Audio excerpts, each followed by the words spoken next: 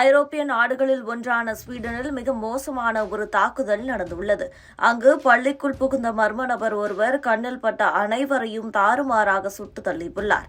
அதில் குறைந்தது 10 பேர் உயிரிழந்ததாகவும் பலரும் காயமடைந்துள்ளதாக தகவல் வெளியாகியுள்ளது. இந்த சம்பவம் பெரும் பரபரப்பை ஏற்படுத்தியுள்ளது. அமெரிக்காவில் துப்பாக்கி வைத்திருக்க கட்டுப்பாடுகள் பெரிதாக இல்லை. இதனால் அங்கு சாதாரணமாகவே துப்பாக்கி சூடு சம்பவங்கள் நடைபெறும். இதை தடுக்க அந்நாட்டு அரசு பல்வேறு முயற்சிகளை எடுத்தாலும் பெரிய அளவில் பலன் இல்லை. அதே நேரம் ஐரோப்பிய நாடுகளில் துப்பாக்கியை வாங்க பல கட்டுப்பாடுகள் இருக்கும். இதனால் ஒப்பீட்டளவில் அங்கு மோசமான சம்பவங்கள் பெரிதாக நடைபெறாது.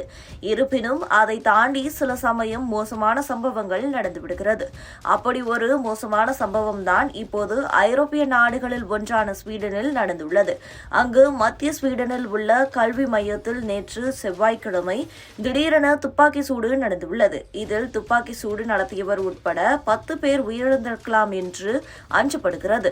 ஸ்வீடன் நாட்டின் வரலாற்றில் பள்ளியில் இதுவரை இப்படி ஒரு மோசமான தாக்குதல் நடந்ததே இல்லை என்று ஸ்வீடன் போலீசார் கூறுகின்றனர். காவல்துறை தலைவர் இது தொடர்பாக மேலும் கூறுகையில், இந்த துப்பாக்கி சூட்டில் சுமார் 10 பேர் கொல்லப்பட்டுள்ளனர். இருப்பினும் காயமடைந்தோர் எண்ணிக்கை அதிகமாக இருக்கிறது.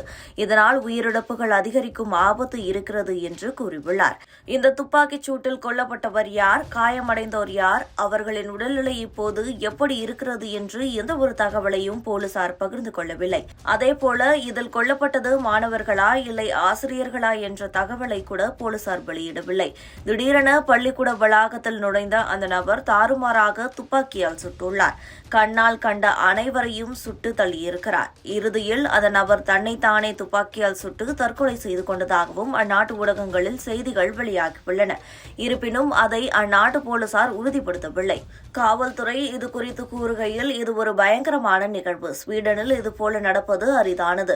இது குறித்து நாங்கள் விசாரித்து வருகிறோம். துப்பாக்கி சூட்டை நடத்தியவர் யார் என்பது குறித்து விசாரித்து வருகிறோம்.